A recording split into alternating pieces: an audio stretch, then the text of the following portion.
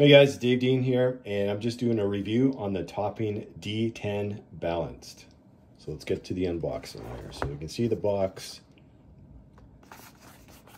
Just a regular basic cardboard box, right?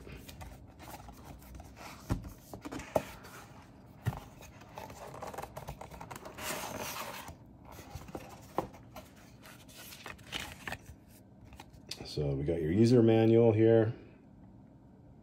Right.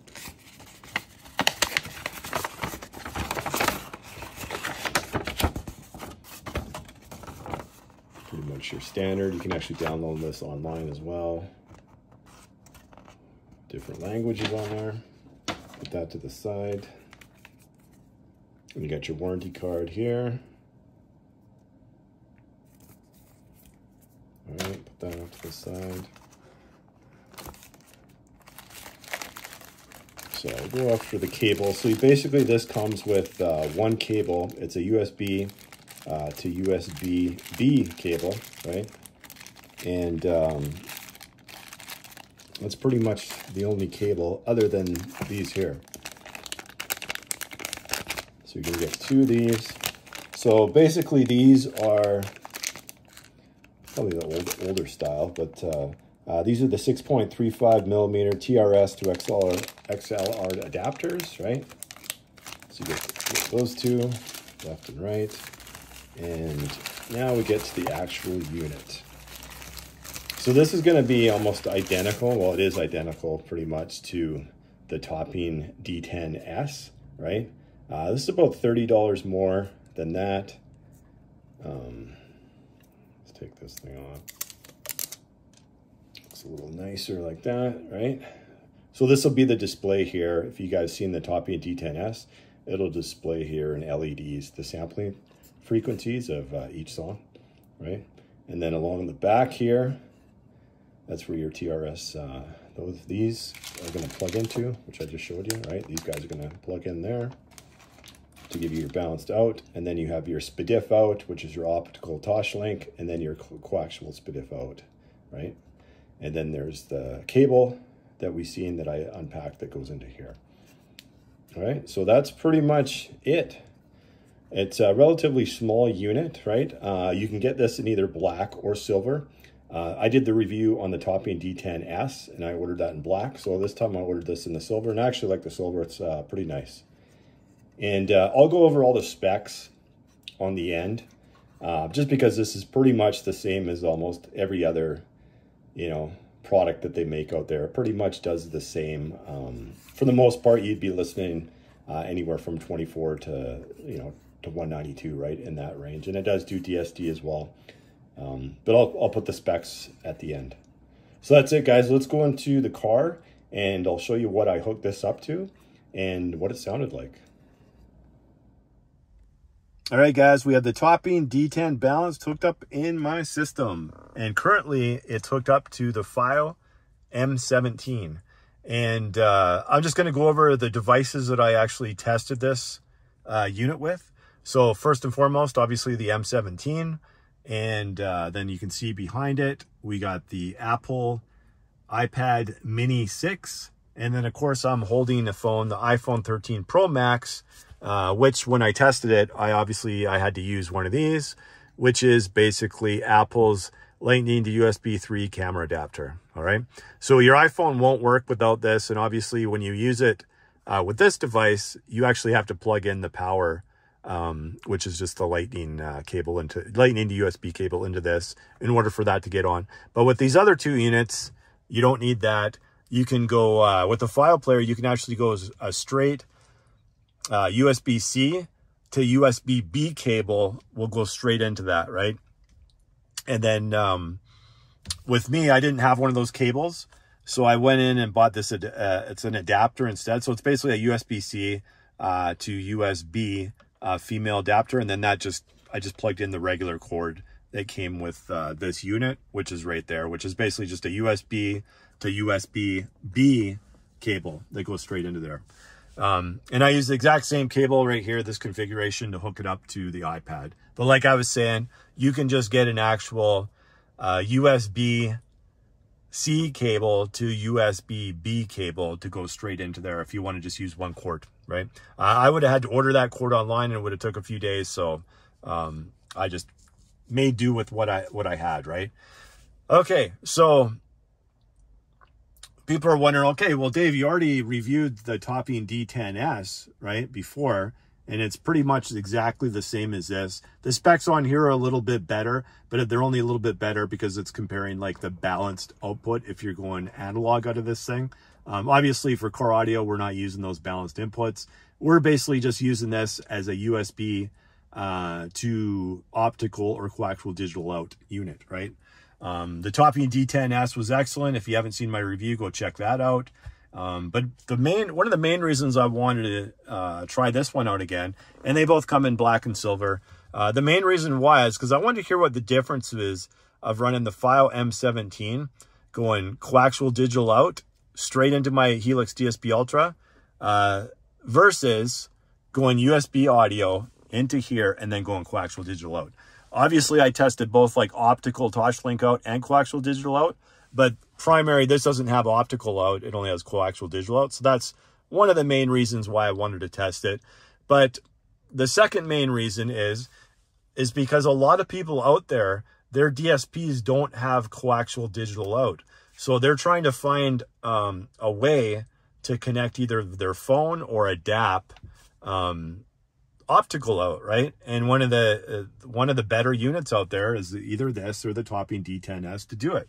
So I'm going to go over the music that I also use. So the apps that I used, as you can see on here, my primary apps that I use now is basically Apple Music and then Tidal. I used Tidal pretty much for almost a year and a half, 2 years when I had my File M11. And then when Apple Music brought out their lossless, I converted over to it probably a few months after it got rid of most of their bugs and stuff that they had, right? So my primary music is Apple Music, but I also have downloaded music on here too as well. And it's all from like HD tracks, acoustic sounds. A lot of that I downloaded over the years when the high res stuff first came out. I downloaded like just kind of the stuff that I liked, right? For the most part. But I also have ripped CDs on here too and lossless that are on this DAP as well. And as you can see there, I also have USB Audio Player Pro, which you've probably seen in some of my other videos when I was doing like Android Auto with this thing and with the old M11 Plus LTD. I also used that with that. And it's a great DAP. I have no issues with it, but for me, for the most part, I'll just stick to using Apple Music or Tidal for the most part. I just have this on for testing purposes because I know a lot of people use that app too as well. And so that's pretty much everything for music. I went through all the different genres from like heavy metal, rock, classic rock, pop, dance music, electronic music, hip hop, rap, country, jazz. Pretty much everything. I always put everything through its paces because I want to hear what it sounds like on every different type of music, right? Whether it be like Van Halen with no bass or, you know, like a newer rap song that has like a ton of bass, almost too much bass, right? So I put everything through its paces, and I was pretty impressed with the Topping D10S before. It was an excellent unit. Just like I'm kind of a File guy. I like a lot of the File products too. I think they give you a good bang for your buck. I think Topping does too. They have a lot of units that are pretty similar, right? And they don't really go, I mean, they go up to, you know, $1,000, $1,500 or whatever for some of their stuff. But I mean, for the most part, a lot of the options are kind of the same in a lot of their units. You either get like the standalone DACs and then a standalone amp, or you get the all-in-one, right? But they make pretty decent products. I don't think there's any products out there that they make or that are bad or anything like that. So I'm a pretty big fan of Topping. I think, honestly, bang for your buck, when you're using things in your car audio, I think this is like one of the better units you can go with. Either you go with the balanced or you go with the regular, the Topping D10S.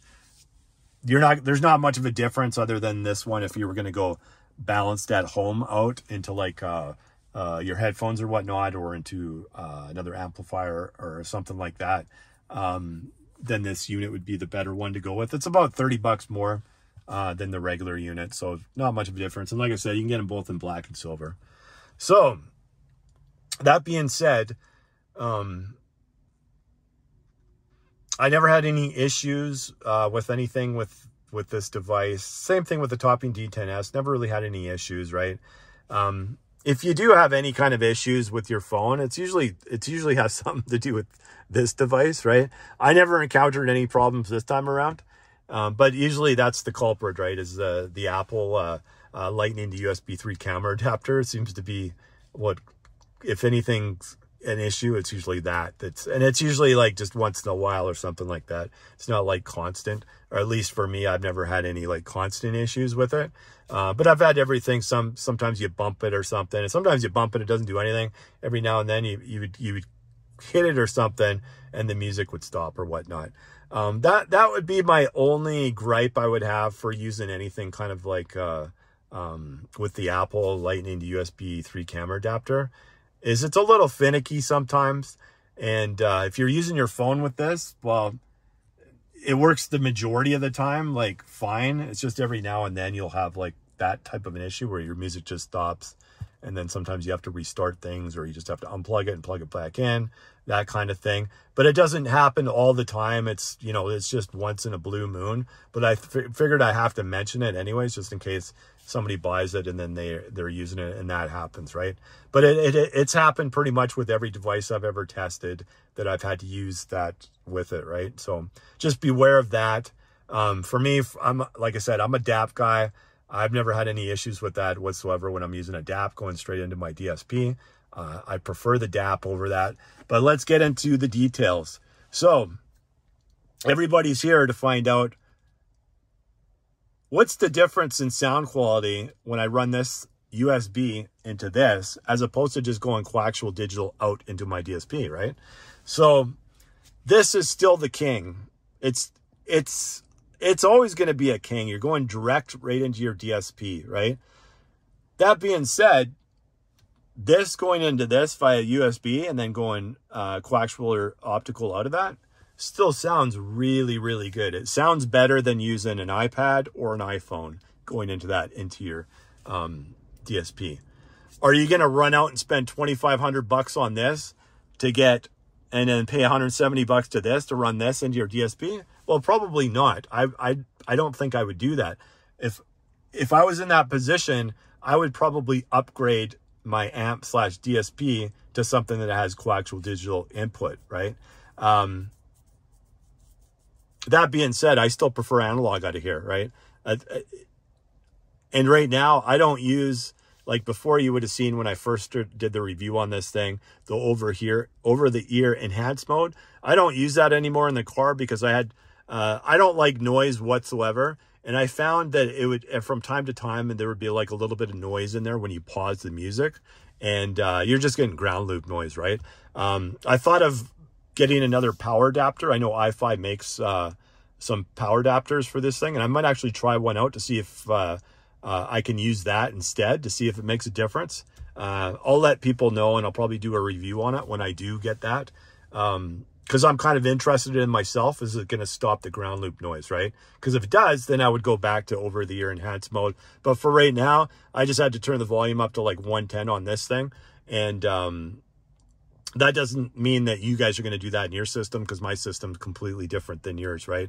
I just do it because my gains are completely off on my analog gains are all the way down on my Helix DSP Ultra, right? So I bumped this up to 110, and you might notice a slight difference from the enhanced over-the-ear mode to just the regular over-the-ear mode on here, slightly, but it still sounds amazing. It's still my preferred method of using this, right?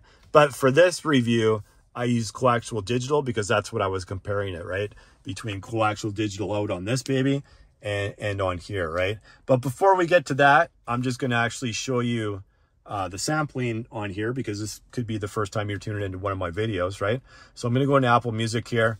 I've already got it set up so I can show you the different ones. This is going to be 48 because I already have it on here. So I'm going to turn that off. As you can see, 48, right? 48. So we're going to get out of here, and I kind of created this here. So we got 48, and then this one will go to 96, right? So this is Shania Twain's high res lossless from Apple Music, 96, right? And then we'll go from that to just a regular 44.1. So this is regular lossless, as you can see on there, 44.1, right? And then we'll go to Chicago, which you can see is high res lossless, right? And 192 on there, right? So those are pretty much your main ones. And then I have to actually go to show you DSD.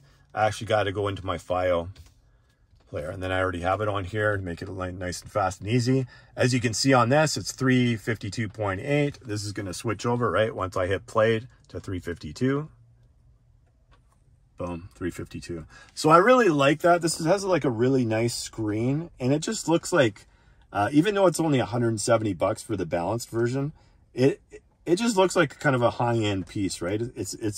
I just like the look of it. I love how it has a nice big display for the sample rates, right? So that's that.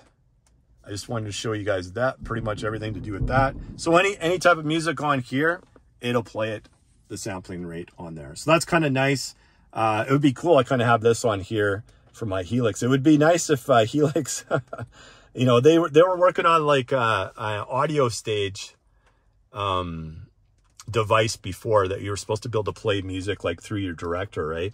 And that would be, when I seen this, I was like, it just reminded me of this. That would be kind of a cool thing to add if they ever did finish doing that. I'm not exactly sure if they scrapped that idea or what, but would have been kind of a cool feature. All right. So now for the good stuff. How does it sound? How does the File M17 sound with the topping D10 balanced? All right. The iPhone sounds really good with it. The iPad sounds really good with it. This sounds the best with it if you're going USB into this, right? So like I said, for those guys that only have optical, I think a DAP is going to give you slightly better sound quality than your phone or the iPad going into something like this, right? To me, I would always upgrade my DSP. If you're dead set on going like digital, like coaxial input, I would upgrade my DSPs, but I know that's so difficult for a lot of people. Guys with like JL, VXI amp / DSPs, they spent a lot of money on them, right? Guys, even with the Helix, the 5.8 and the 512, those are like $1,500-1,600 bucks, all the way up to like $2,200-2,300 bucks or whatever, right? But they only have optical inputs on them. I have no idea why they didn't add coaxial digital. I know on the next versions they will, right? Because now Helix is putting that on pretty much everything. But for whatever reason, because, you know, a lot of the technology is, they're already working on it like a few years ago, right? And then it comes out. That to me, those amp / DSPs, all of them, the JL VXIs, the Helix DSP, the 5.8s, the 512s, all of those should have had coaxial digital input, at least one on them. To be honest, these products that they're coming out these days should all have like multiple. They should have 2 optical ends, 2 coaxial digital outs or ends, and even have one of each going out. And then have like, because they have other products that you can use with that, right? If somebody wants to buy like a FiO, yeah, they want to have instead of buying, they say, the Bluetooth chip for the Helix DSP, maybe they want to use the FiO BTR5 or the BTR7 that's coming out or something like that, or actually that's kind of a bad example because that doesn't have digital out on it. But if you wanted to buy, say, the BTA 30 Pro, right, or something that has digital out that's Bluetooth, and just name a product, right? If you wanted to have something like that, you could go digital and it would be nice having those extra inputs. So I think all the devices should have minimum 2 each. With the Helix DSP Ultra, I have one of each, right? 1 optical, 1 coaxial digital, but it would be nice to have 2 of each, right? So that being said, this still sounds really, really, really good going USB into there and then going coaxial digital out or optical digital out. Still sounds really good. It's still not the same as going this straight into your DSP. It just isn't. I haven't found anything that I've tested so far, and I've tested a lot of stuff. Even before I started doing videos, I tested quite a bit of different products that, you know, they were like, you know, a year or 2 years old before that I never did videos on. I wish I would have did videos on them. I probably should have, but it was just for my own interest at the time. But it does, like I said, it still sounds really good, but it's still, this going directly to your DSP sounds better. It just does. But it's a good option. Like if you guys, you already bought like 2 or 3 JL Audio amps, right? It's still a good device if you want to go optical into it. I know there's a couple guys that have followed my channel that have the JL VXIs. And there's one guy that's using, I think he's using the M11 or the M11 Plus, I believe. And he's using a Y splitter. I don't advise using a Y splitter for power. I say just charge your unit at home, right?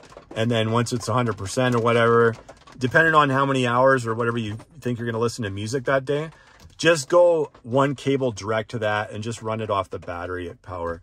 Y splitters can cause issues with your electronics. You don't want to use them. I don't care if somebody says it works. Do not use a Y splitter because you're going to run into issues. It can actually ruin your device, right? So anytime if somebody makes a bad comment on my channel, I will delete it because I don't want to give bad information out there to other people and then have them, you know, screw up one of their devices, right? Sure, it can work and you can power your unit, but you're just asking for trouble. And if you, I'm not going to go into the detail here because this is a review on here. Go Google it and you'll see how the issues that people can have running Y splitters when they're trying to do power and signal at the same time. Just make sure your unit's fully charged or like as charged as enough as it's going to be for how long you're going to listen to it that particular day in your vehicle, right? And then just run the cord straight into there. That's my advice. I'm not going to go through like the bass, the mid bass, the mids, the highs in this video, just because I've went through that with the Topping D10S. But it sounds really good, right? Like I said on the review of the Topping D10S before, it's a device where it sounds really good, but you're going to have to make some adjustments with your DSP with this device. It's kind of an airy sounding device, and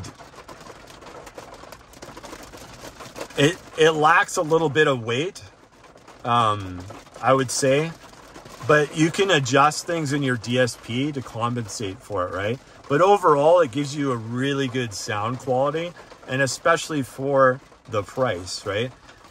It's really hard to beat this device out there. I know I compared the K3. I preferred the K3 a little bit more than I did this one, just for like the sound signature. I preferred the sound signature.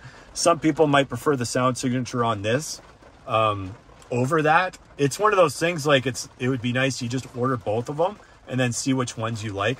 Just that being said, your DSP has to be tuned properly in order for you to get the proper sound out of any device, right?